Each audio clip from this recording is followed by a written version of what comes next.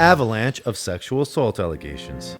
The fall from grace of a living American legend 50 years in the making. Me a large white pill. The last thing I remember, I had blacked out and Cosby mounting me. Oscar-winning actor Kevin Spacey. This morning, Matt Lauer. Numerous sexual harassment allegations against Weinstein.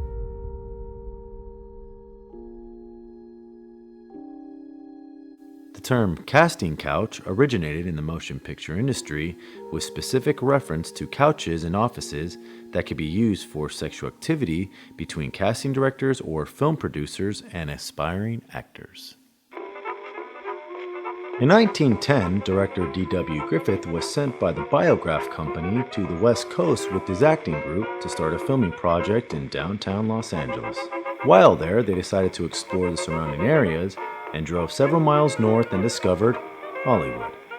The first movie ever filmed in Hollywood was called In Old California. In 1913, many filmmakers relocated to Hollywood from New York due to the great weather for filming. But the biggest reason was to avoid fees imposed by Thomas Edison, who owned patents on the movie-making process. The first sexual abuse case was recorded on September 5, 1921, when comic actor Roscoe Fatty Arbuckle was accused of sexual abuse against actress Virginia Rapé. Arbuckle had organized a party in which, according to the accusations, he took advantage of Rapé's alcoholic state to rape her. The aggression was so violent that Rapé died 4 days later. The news reached an important repercussion when journalist William Randolph Hearst wrote columns in which he directly accused Arbuckle and added details to the event, such as Arbuckle had raped Rapé with a bottle. Arbuckle was a defendant in 3 widely publicized trials for the rape of Rapé, and after the first 2 trials, which resulted in hung jury, Arbuckle was acquitted in a 3rd trial. He received a formal statement of apology from the jury. Despite Arbuckle's acquittal, the scandal was enough to end his career. After the death of actress Natalie Wood in 1981, an alleged rape that occurred during the 1950s was revealed. It was rumored to be committed by a major actor at the time. Wood herself had refused to reveal the name of her rapist because she was afraid of the backlash and was told by the accused A-list actor, "If you tell anyone, it will be the last thing that you do." Even Natalie's mother discouraged her from filing a complaint with the police because she was worried it would hurt Natalie's career. I'm Tanya Walker, and was very fortunate in my career. I was in the Miss USA pageant I was 18. And Richard Klein from Three's Company, if anybody remembers that show, it was a big deal in the 80s, 70s too. He discovered me down there at the Miss USA pageant, and he talked to his manager about me, and some other people had called my pageant director, so I came out here for 2 weeks, and I worked right away, which is very unusual.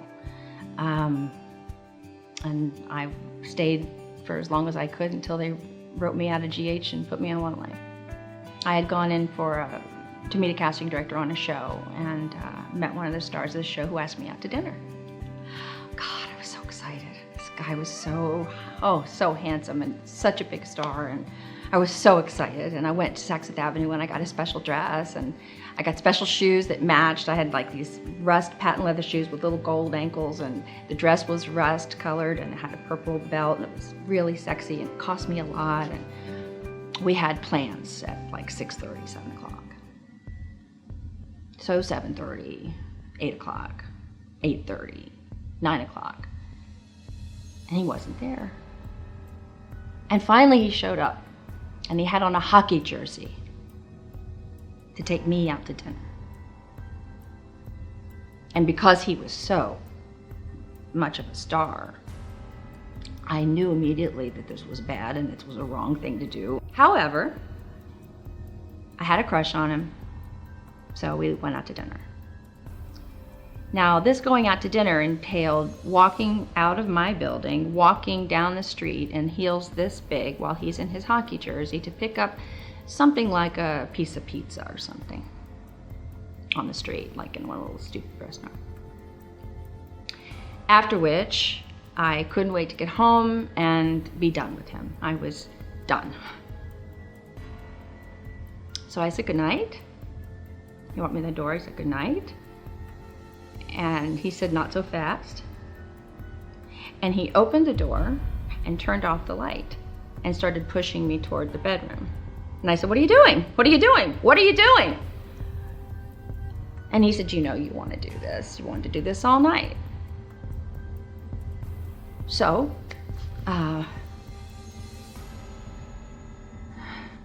he raped me. And then he left, and then I never heard from him again. So another thing that people need to know, young girls need to know, is that just because somebody's famous, it doesn't mean they're a good person, doesn't mean they're a nice person, doesn't mean you can trust them, doesn't mean they have any good inside of them, doesn't mean anything. It just means that they happen to get lucky enough to get some fans and make some money. So don't just blindly trust somebody that's popular and famous, because it's really something you never forget. Sexual harassment. Sexual harassment is unwanted conduct of a sexual nature that occurs in a work environment and it violates someone's personal space and dignity. Example, somebody makes an unwanted sexual advance at you. Somebody makes fun of, say, your boobs, or somebody's talking about your body.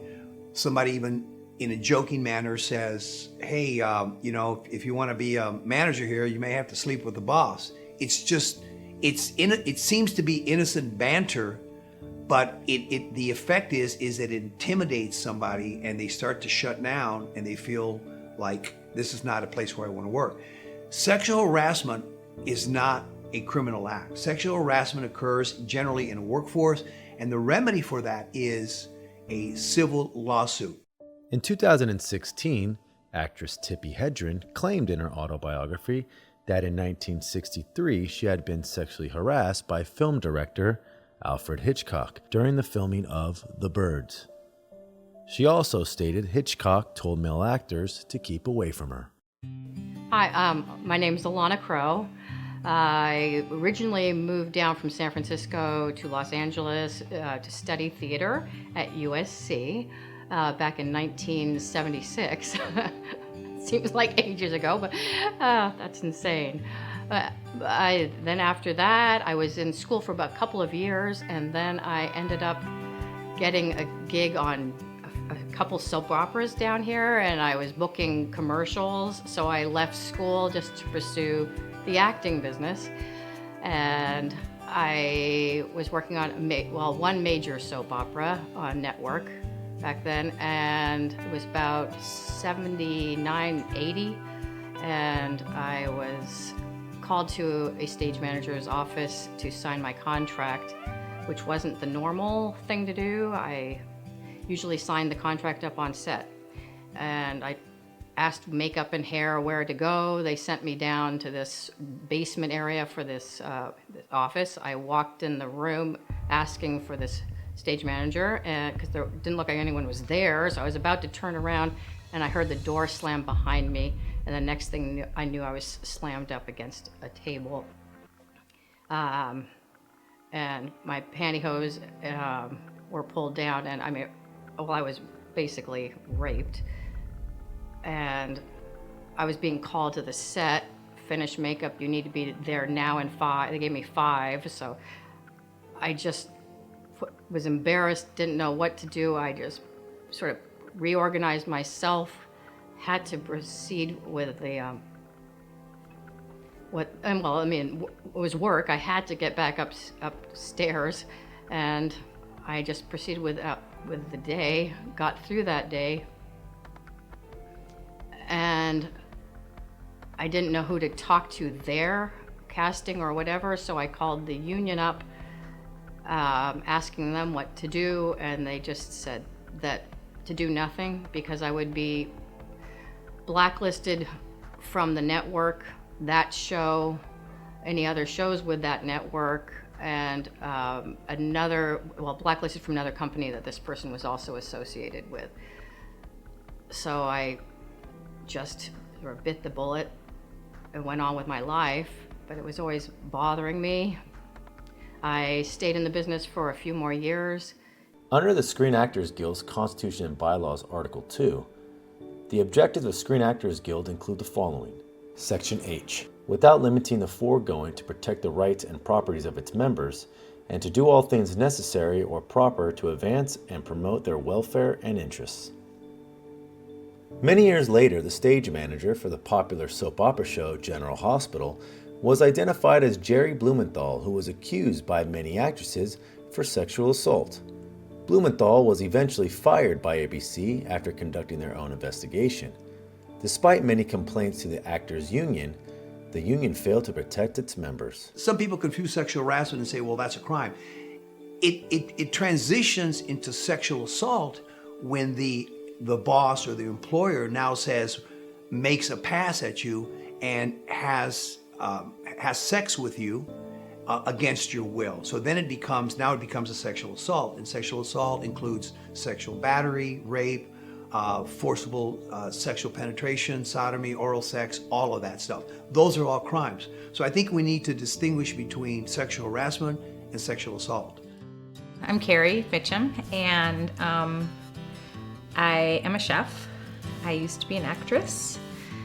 It was actually my passion, and I did well at it, and I left the business because there was so much pressure to be on a diet. I developed a horrendous eating disorder, and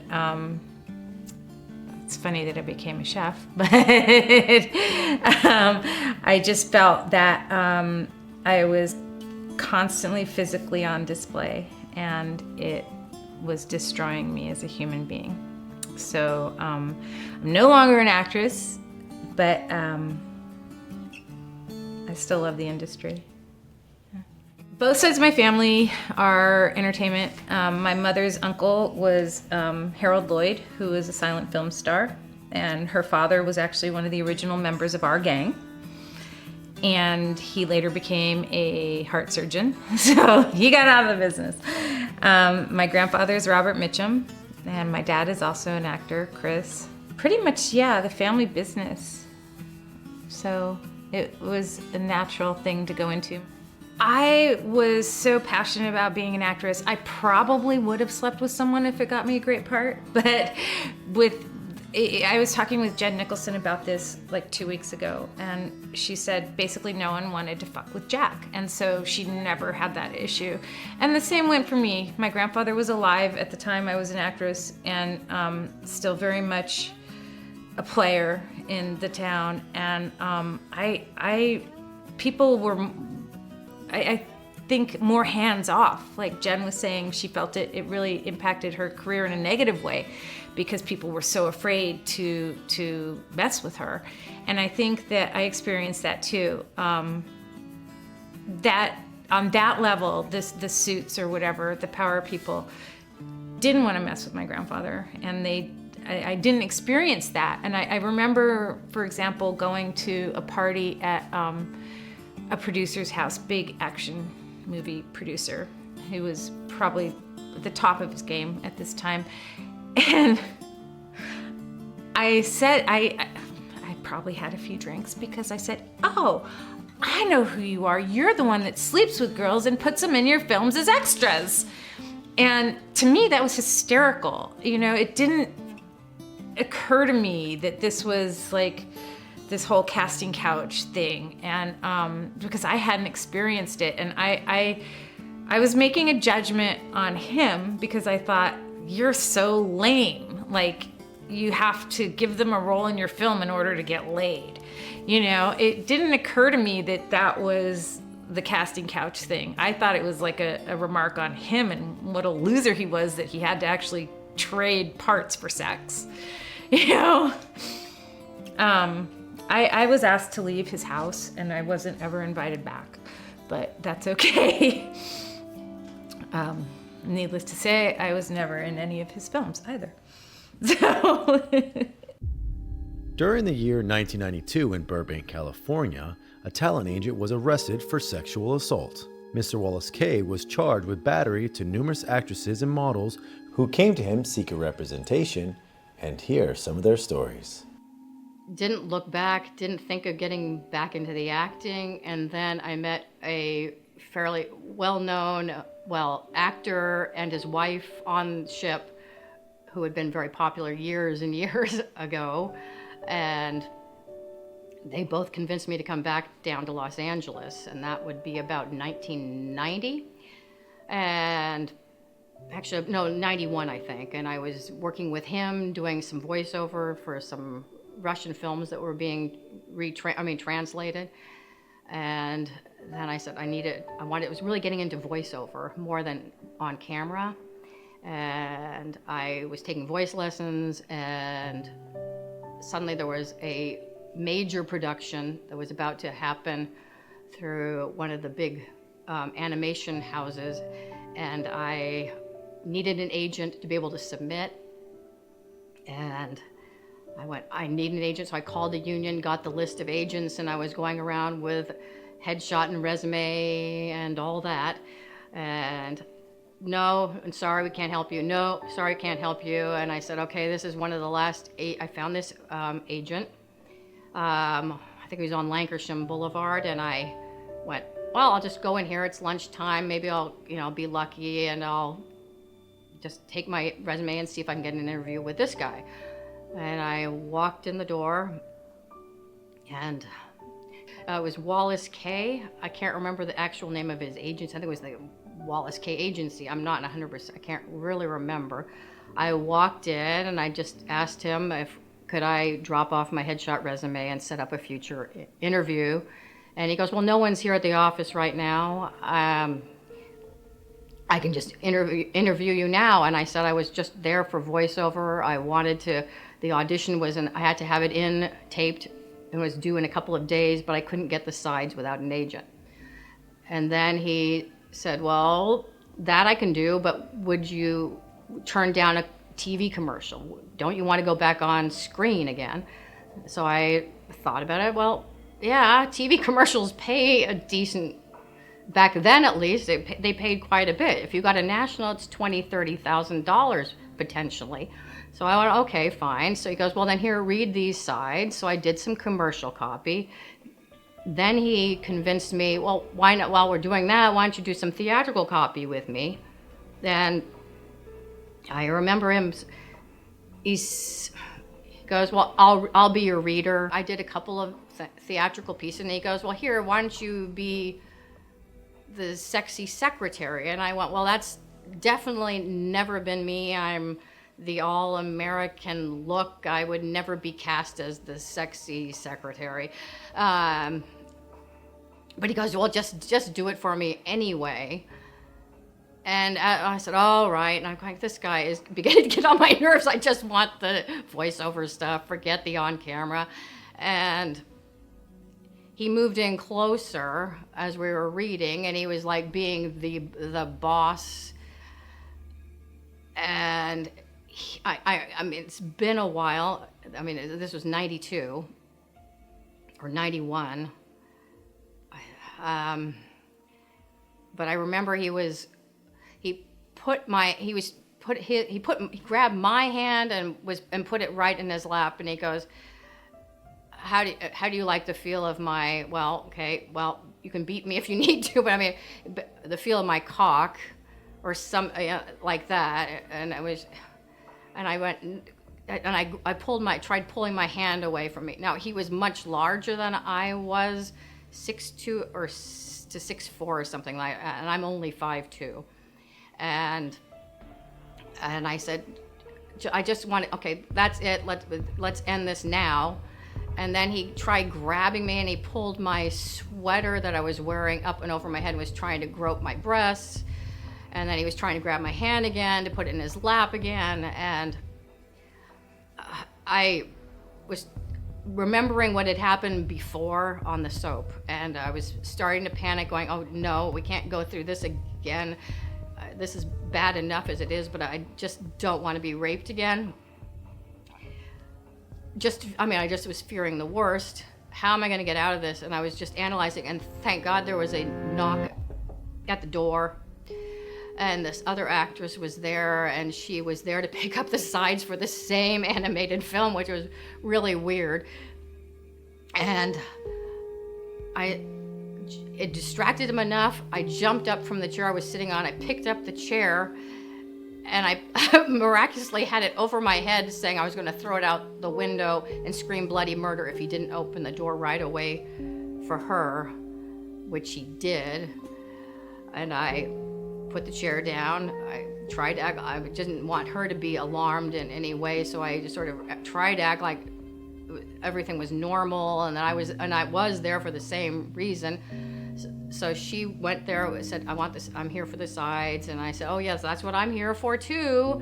And I grabbed them. I waited until she was done talking to him because I didn't want to leave her alone with him. And I walked out of the office with her.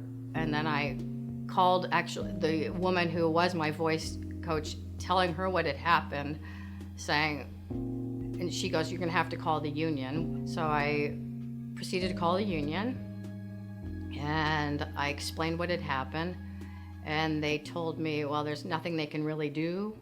I can write a letter of complaint, and when they get enough letters of complaint, then they could proceed, but they needed a few to make a case. And at that point, I just got so disgusted. I'm going, oh, this industry, I'm just over it. Once again, Alana filed a complaint with the representatives at the Screen Actors Guild, but SAG failed to respond at the time and just filed her case amongst half dozen other sexual assault complaints about Mr. Wallace K. The case took a new turn when actress Charmaine Blakely, a non-guild member of SAG, was sexually assaulted by Mr. K. Miss Blakely went on to file a complaint with SAG and was turned away because she wasn't a member. She then reported the incident to the Burbank Police Department. Back in 1992, I was a sergeant in charge of the Gang Special Investigations Unit for the city of Glendale.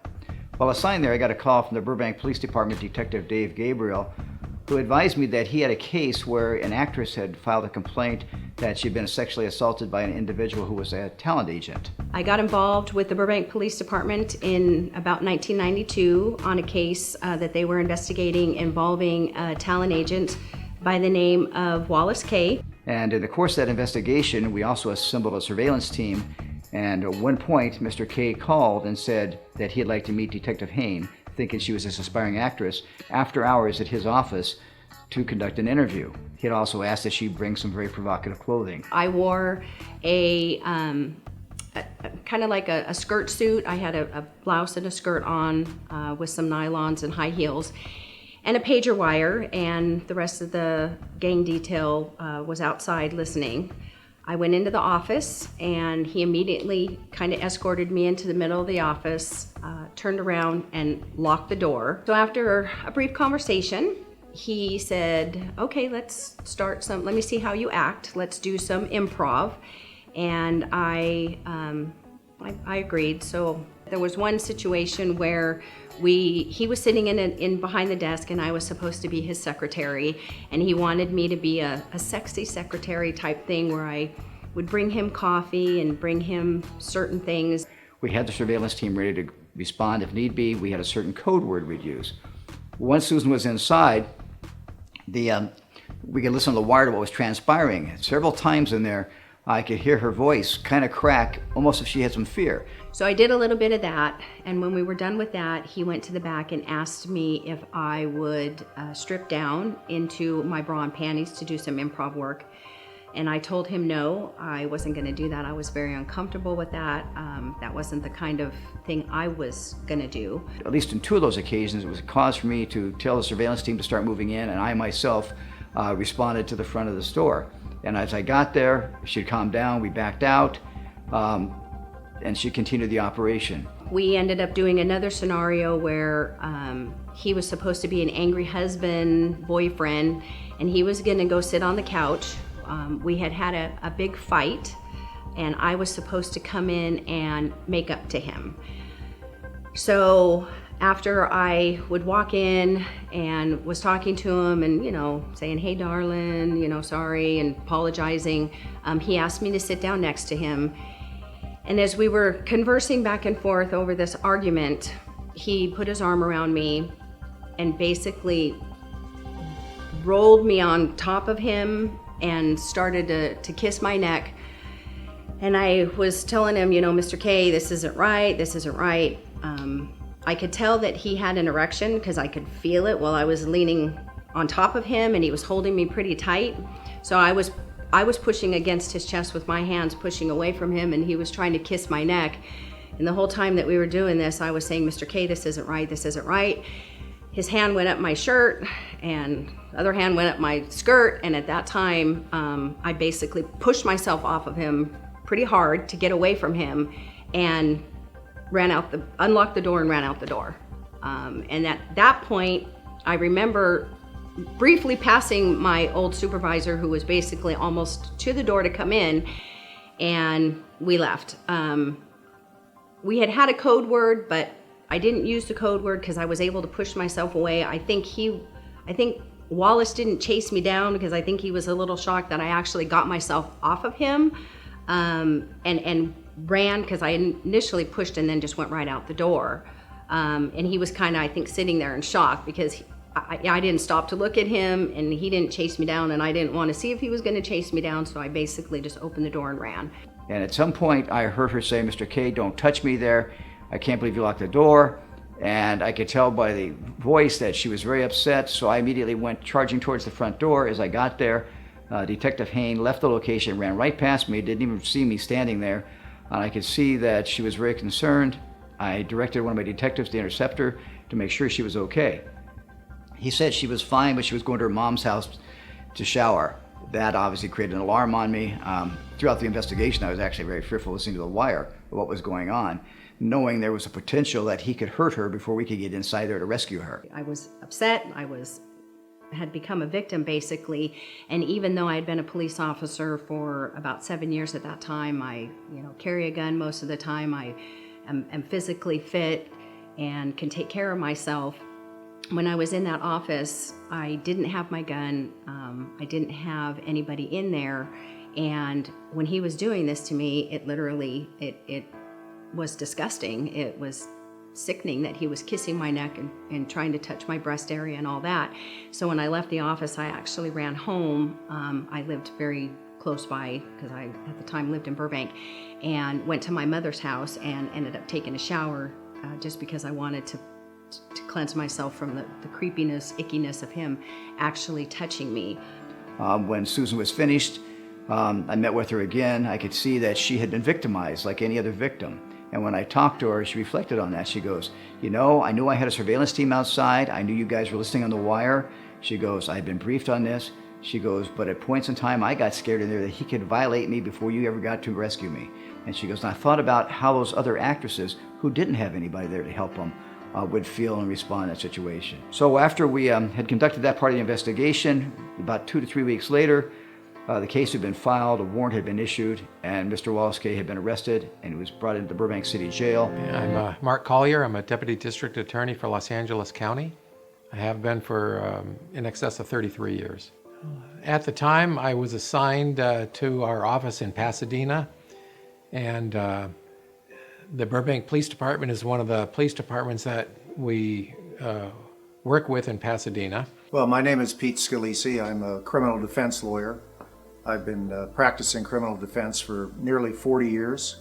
Started out as a deputy DA in Riverside. I worked as a DA for about 5 years, and I've been in private practice, handling criminal cases ever since. And in the early 90s, I think it was around 1991, 1992, I was contacted by a Wallace K. Wallace K asked me to represent him and defend him in a sexual case in Pasadena court. Mr. K was charged with many counts of sexual battery.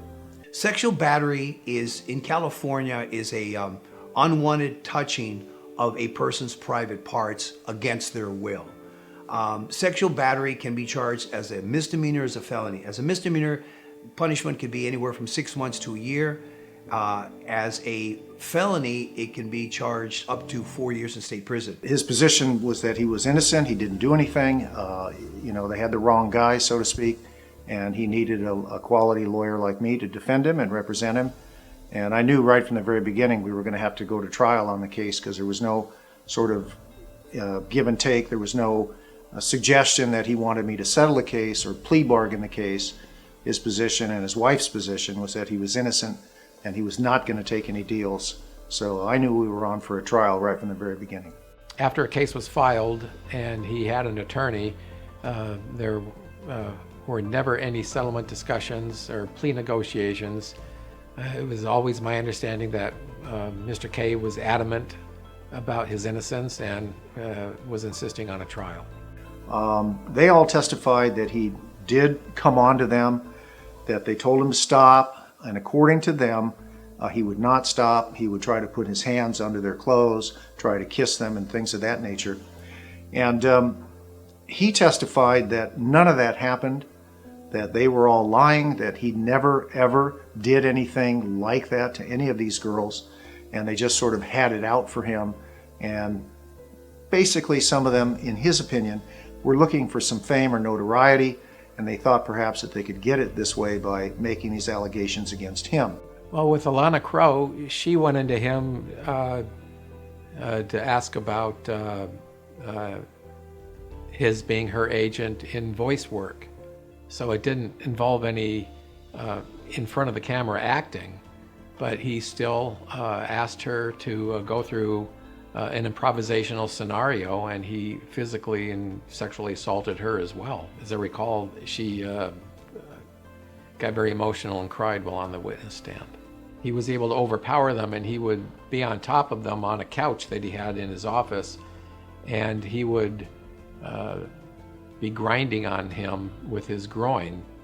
And quite a few of them stated that they could feel his erect penis rubbing against their body. The factual case could have gone was that he could have admitted what these women were saying, what these female actresses were saying. He could have said that yes, he did try to come on to them, he did try to have some kind of romantic or sexual contact with them, but in the course of that, whenever they would say no, he would back off, he would respect their wishes, he would honor their wishes, and he would say no. The defense had a doctor come in and testify that she examined Wallace K and examined his penis, and because of the angle of his penis, they tried to suggest that it was not possible that someone would feel his erect penis rubbing against them because of the angle of the penis.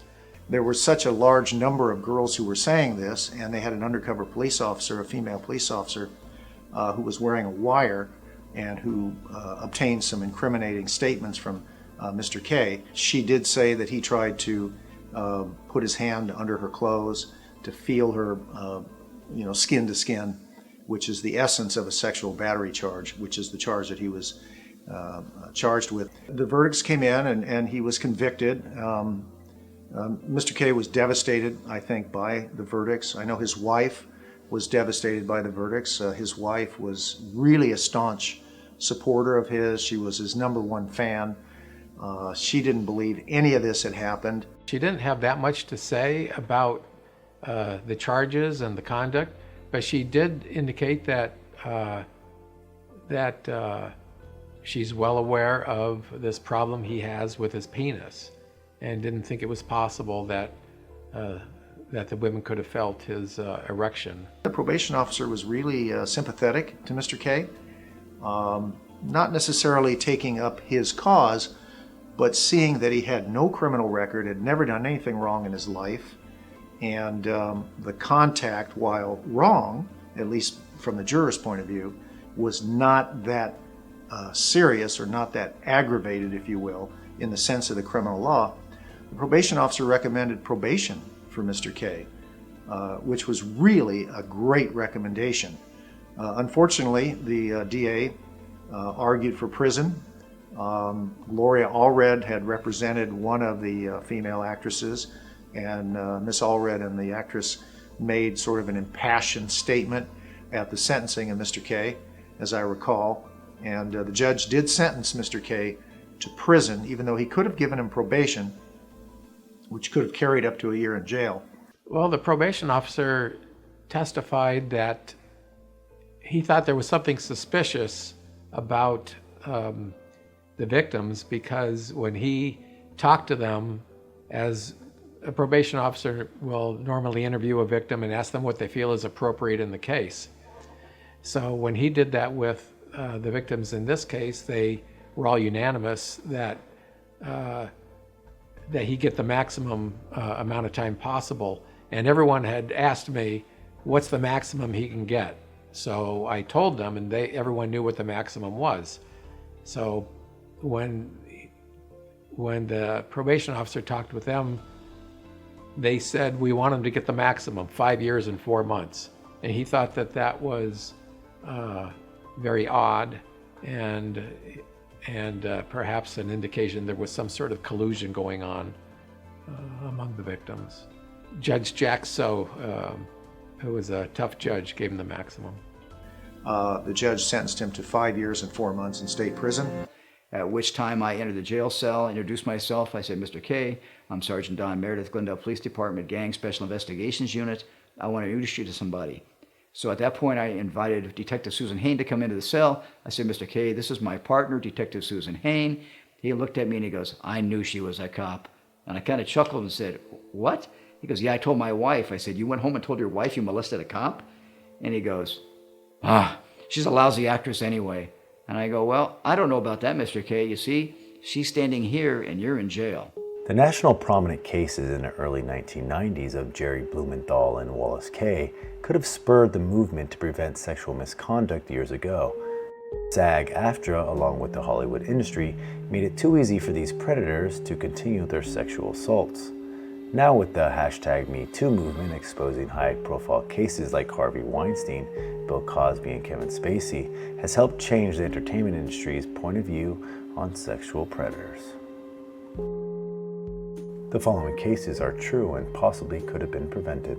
If they come to somebody, to their superior, to their hotel room or private meeting, they want something from that meeting.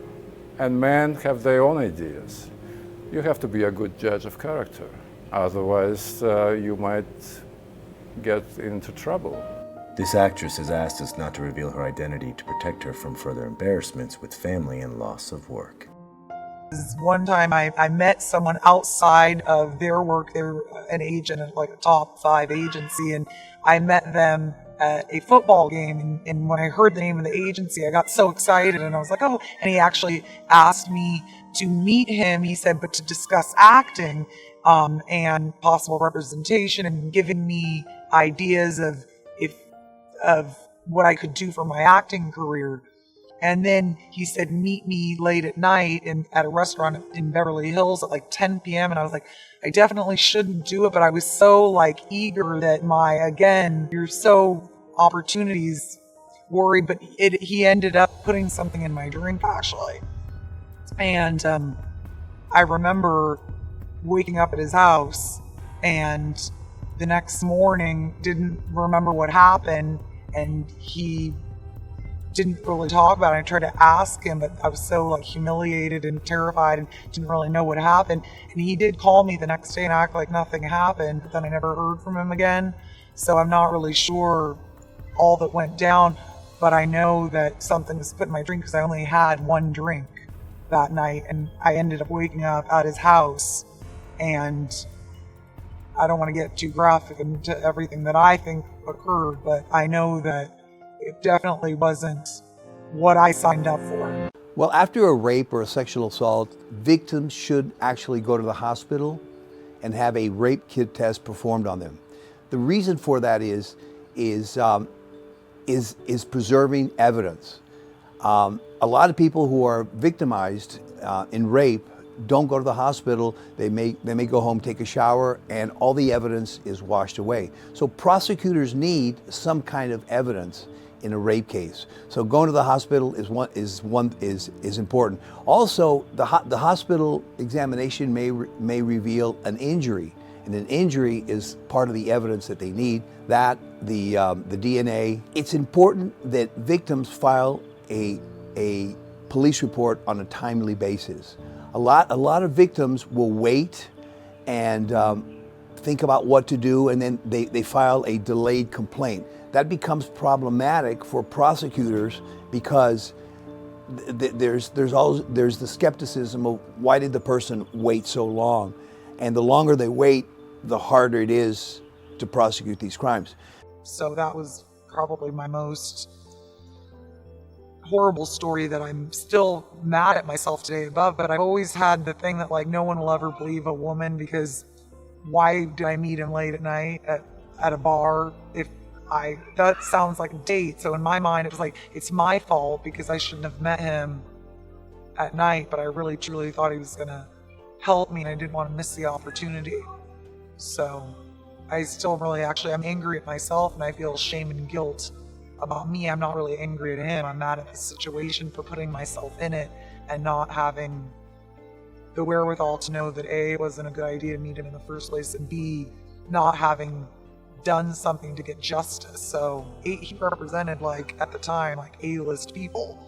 And so the reason that I blame myself is putting myself in the situation, because when I talk to other friends, they're like, well, you should have never even really, why did you meet him if you didn't know that? I'm like, I didn't ask to be roofied. Delayed reporting is a huge consideration in these kind of cases. So, and again, most people don't know what to do. You know, they say, well, they're feeling shame, they're skeptical, maybe they're not going to believe them. For example, in the Bill Cosby case, this is important. The Bill Cosby case, most of the actors says, who's going to believe me? Andrea Constance said the same thing when she was in her interview recently with Dateline, I believe, or 2020. She says, who was I going to go to? You know, this is a famous icon. Who is going to believe me over him? So a lot of victims are just scared to go forward. And then there's the process of the whole criminal procedure. That could last 2 to 3 years. And I don't know if some victims are willing to endure 3 years of just stress and worry, etc. Some of the women, there's many different types of women, like many different types of men. And some of the women are coming out for a different reason. Some are coming out because they need a little attention. They want their name back in the news. Some coming out because they feel that there's an opportunity for them to make some money. Will it be in a different ways? They can make some money because they might get some offers, you know, from the talk shows and stuff, or they can make money some other way. In California, the statute of limitations was 10 years, but as of January 1st, 2017, there is no statute of limitations. So anybody can file a report, or the case can actually be filed any time that the victim wants to proceed with this case. In some of these cases, just so you know, victims maybe repress the incident, the memories repressed, they go into therapy, and then it surfaces, and it's at that point that they would make a report or go to law enforcement at that time. Hello, I'm Lauren Anastasi Peter, and I am an actress. And I wanted to tell my story about getting into the film industry as an actor, my first kind of introduction into the film industry and what happened. My first audition for a film, I was 21 years old, and I was living in New York City. And I used to only do theater, musical theater, so I decided to take the plunge and try some films, so I submitted for some castings in Backstage magazine. I'm Sadie Katz. I'm a writer, actress, and director. So I came to LA when I was 23. I was newly divorced, and I was pretty fresh off the boat. I, of course, always wanted to be an actress, and I had just left being a Jehovah's Witness. This time for the role of a girlfriend in what was going to be, I think they said, a feature film. So I submitted for that, and I got a call from the director who said that he would like me to come in to audition. So I was very excited, and when I went to the casting, this one was in the lobby of some kind of an apartment building. But there was a ton of people there. There were probably maybe 30 girls. They all looked a lot like me, similar height, hair length. And there were about 3 or 4 women that were taking, headshots and resumes. So it didn't alarm me at all. And I decided I wasn't going to be a Jehovah's Witness anymore. I wasn't religious. And so part of being a Jehovah's Witness is you're not alone in the room with men who aren't your husband or, a family member. So I decided to move to LA to be an actress. And I have no experience being alone with men at all or wearing a bikini, but I'm going to come to LA and be an actress. When I got there, they asked me to sign a release form, and I did not read it. I figured it just said, you know, some details about the film. I don't know, I didn't even really think about it. So I signed my name, and I waited, and I kept seeing the girls before me that were coming out of the elevator that had just auditioned, and they looked very upset. One was actually crying, another one was very flushed and just looked really nervous. And I took that to mean that, oh, they messed up their audition, or maybe the director's really harsh. I get this manager, this woman, and she says, you know, God, you're so amazing, and you're gonna be the next big thing. You're like, you know, whoever was the big thing at the time, like Bridget Fonda or something. And so she says, I'm gonna set you up with a producer for dinner Thursday night, and he's gonna take one look at you, and you're gonna be so great. So I go out and I meet this guy, and he takes me to like Spago. So this is like a big deal. I'm at Spago. So I go to dinner with this guy, and you know, he says, I'm gonna make you famous, and you're so wonderful, and what have you done? And I start telling him about all the acting training I've done, and that I've always been in plays and everything. So that happens. Then the next day, she says, I have another dinner for you. Well, this goes on for like a couple weeks, where every few nights, and then I start to realize when finally the guy says to me, and this each time a different producer, she's fucking pimping me out. I'm like, I'm not sleeping with these guys, but I'm so young. I think, oh my God, there's all these producers. She's running like, I'm sort of like unknowingly part of this like escort business, but you know, this is the kind of stuff that happens to young actors. And I just didn't know it. And how I caught on was finally one of the producers said to me, you know, you want to get cast in something, right at the bottom of your resume, willing to give BJs. It's my turn, I go in, and the elevator door opens into a giant apartment.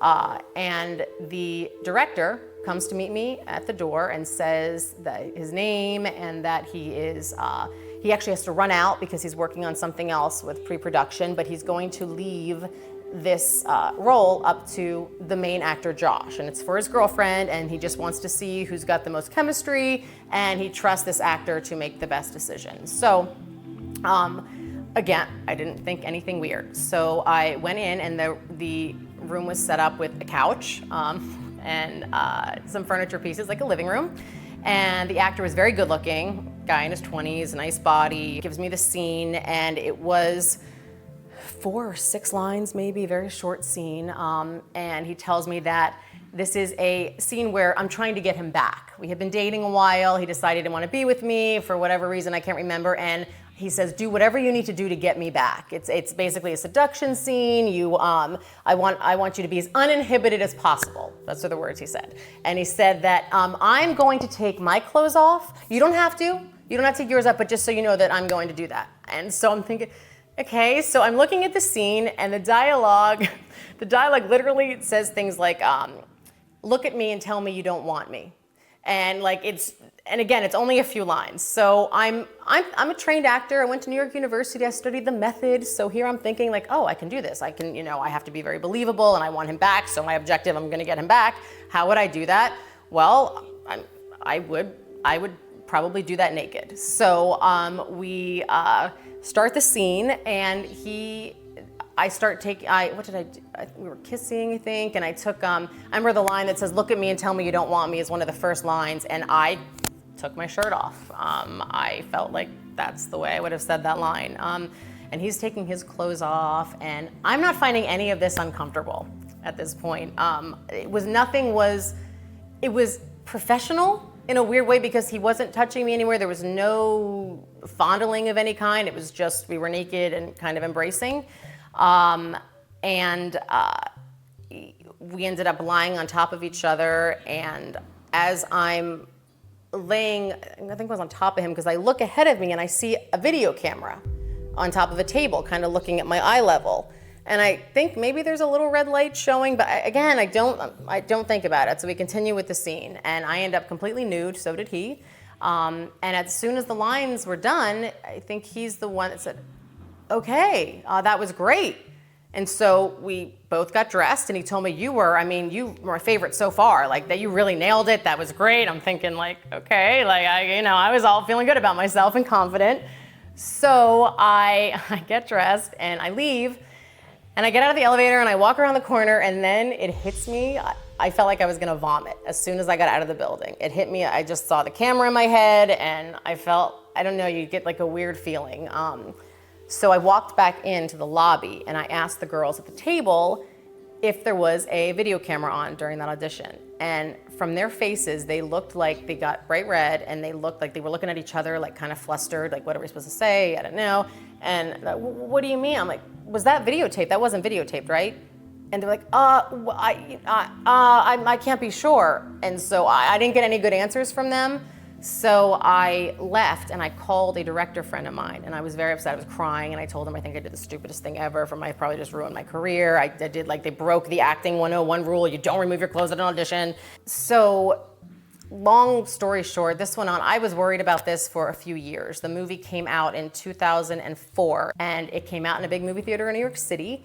And I was searching the internet for years about it, because you don't know. When you do something like that, you don't know where it's going to end up. Like, is this gonna be a porno movie? Is this, like, I was terrified. I didn't audition for any more films because I was terrified that what if I booked a role that was really legit, and then this comes out and I'm naked? It was, it scares you. It messes with your head a lot.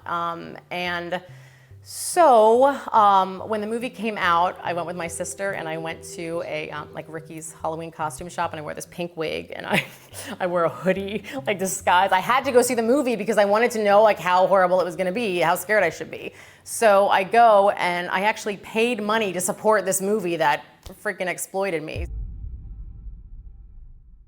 Kim Johnston Ulrich, and I have been an actress since 1982. I started in New York. So this is a really sensitive subject for me. The casting couch is very sensitive because obviously my husband's a casting director. He's a straight guy. I don't want to ever see him in this position. And he has said in the last many years, he's realized he never auditions an actor alone anymore in his room. He always has his assistant with him. Same with his partners. They don't audition people by themselves. They won't put themselves in the position to be accused. They're very forthright people. They're very honest people. They've got a good reputation. Having said that, I know that there are casting people who do take advantage, but I think the term casting couch is a misnomer. The casting couch didn't come from casting directors. It's actually been in the business. I looked it up, and the first reference to it was 1937 in Variety as a rebuttal to a Tribune article. And that was the first time it was brought up that there was a casting couch. And then I think the term, I was reading a book here, and it's mentioned in the 60s as part of the studio system, because the studio system had contract players. Everybody was under contract to one of the big studios. I don't know how many other studios there were, but they were all under contract. So these women, when their contracts would come up, they'd want them renewed, and they all knew what was required to get their contract renewed. You probably had to date somebody, you had to go to dinner with somebody, you had to have conversations or more with some head of some studio or some friend. So that's actually where the term casting couch came from. It had nothing to do with casting directors, because casting directors didn't even exist until after the studio system fell apart. And then what happened is a lot of these companies needed somebody to kind of coordinate the actors who were coming in, who were no longer under contract. They needed somebody to coordinate it all. And so their secretaries started taking over that position, and they started being the casting directors, but they weren't called casting directors at the time. And then through the years, it's developed into its own entity, and now casting directors are unionized, and they have, there's awards for them. The Artios is a big casting award that's up. So that's how that's developed. But most of the casting people in the beginning were women. In terms of nudity in the business, from a casting perspective, with my husband now, everything in a contract is spelled out, and every actor should know this. Anybody going in to an audition, if there's nudity required, they let you know up front. It's down to what side is showing, if your butt cheek is showing, if your front is showing, that can all be negotiated. It all should be negotiated. It all should be worked out. The casting people have no problem working this out with you and your agent, but you have to speak up and say, okay, this is what I'll do, this is what I won't do, and not be afraid of losing the job if you don't want to do it. Don't say, yeah, I'll be naked, and then not. If you agree to it, it's in your contract, you do it. But it's all negotiable. The film I did in Belize, we had moments. We were supposed to then like get in the ocean.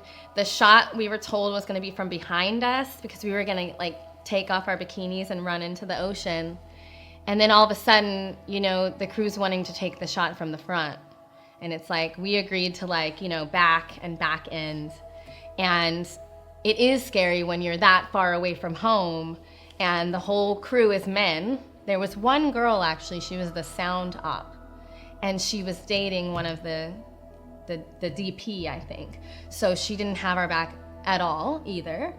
And I just remember the actress turning to me and saying, oh, we're gonna have to be in this together. Women having to play this game, right, of like, I'm gonna do the nudity now, I'm not gonna do the nudity. And that taught me early on that I'm just gonna be really forthright, which luckily I kind of am. And I've been able to use the advantage of having no boobs as a reason I don't do boobs. I do show my ass in movies though.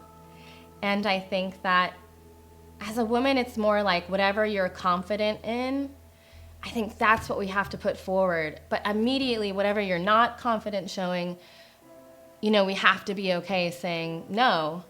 So this is the reality of the thing. One thing is that people are attracted to talent.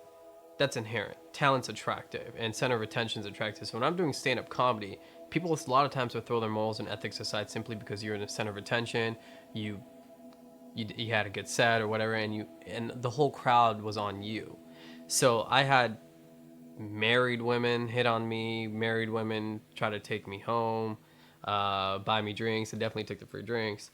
So that's where I was kind of getting a spiel for like, oh, okay, this is what happens. This is a powerful situation to be in, you know? I had when I was doing a lot of stand-up, I remember some girls that were like literally had never had sex before were willing to lose it to me. That's crazy, right? That's crazy. I'm not your boyfriend. I don't love you. We don't love each other like that. But that's how much they would, the appeal, the starry-eyed. It's crazy. One of the things about this whole situation that is remarkable to me is, and I don't like speaking badly of women or people in general, but there is, or was, when I was in that arena, plenty of people that were more than happy to trade sex for jobs. And so it made it normal. I'm not saying it made it okay, but it made it sort of par for the course. And so it was sort of a given, you know, that, oh, she slept her way to the top. I mean, I know friends that did that, but because it was such an acceptable thing to trade that commodity of sex, that I can see why it was supported, why people were complicit, and why people didn't say anything, you know. I do have a problem with women that knowingly went into a situation and then turn around and say they were coerced or forced, because they set up the precedent that it's an okay behavior.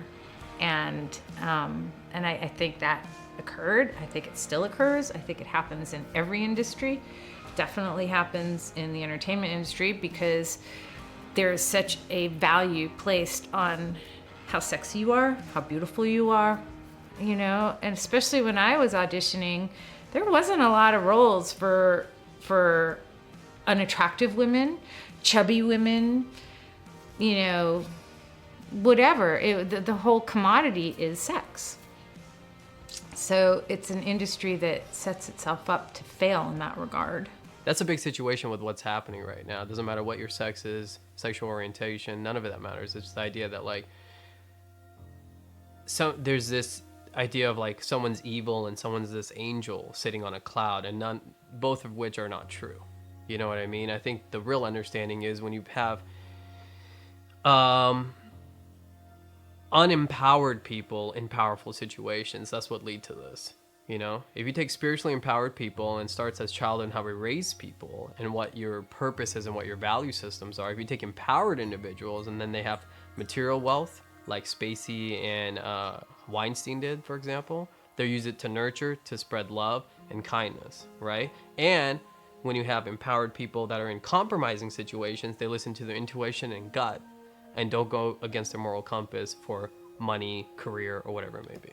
I'm sure that most of the cases are legit, and I'm sure that some of the men don't understand women, don't understand what no means no, maybe means no, most likely, and yes sometimes mean yes, maybe, or no. But the crazy thing about the Weinstein thing is there's tons that were cool with it, right?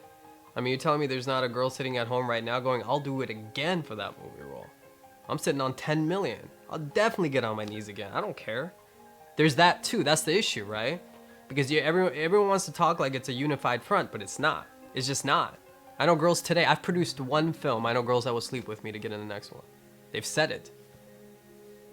Who the hell am I? Nobody. This guy was the most powerful producer on the planet at one point. So you can say whatever you want, but the fact is there were so many spreading their legs because they wanted to. They were willing to. For you know, yeah, there was a lot of foul balls and a lot of situations. Of course, I'm not validating what he did and where he came from and how he was going. It's messed up, but it's even more messed up because there's so many willing participants. You can't just hold that over his head either. It's a double-edged sword, right? Right? It's such a wild ground. That's why I've always been thinking it's such an interesting thing. Like, if I'm producing a film and I tell a girl, I say, hey, if you give me oral sex, I'll put you in the next film, and she does it. There was no crime. Now it's douchebaggy of me, and it's really low, and I'm definitely coming from a low place. But where was the crime?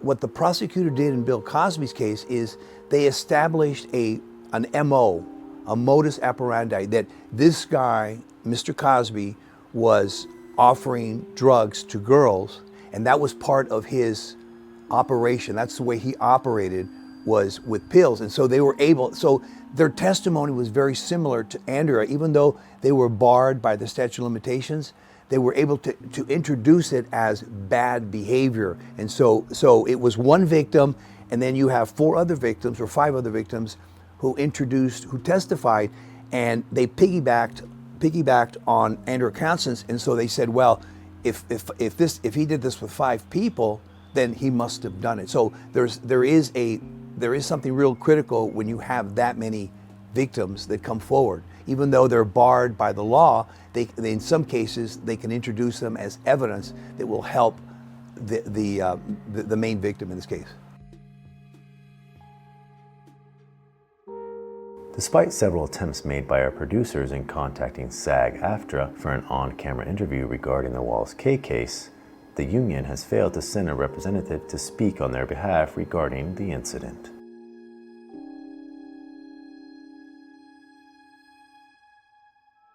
Although Wallace K was a small-time talent agent at the time, the case still brought national attention. The guild failed to protect its members, and it took a courageous young girl and dozens of brave women to come out and testify. Was there a Hollywood cover-up? How many other sexual harassment misconduct cases could have been prevented if the proper attention was taken? The Harvey Weinstein effect, prompting a hashtag #MeToo and a hashtag #TimesUp movement, has once again brought the casting couch back into the forefront.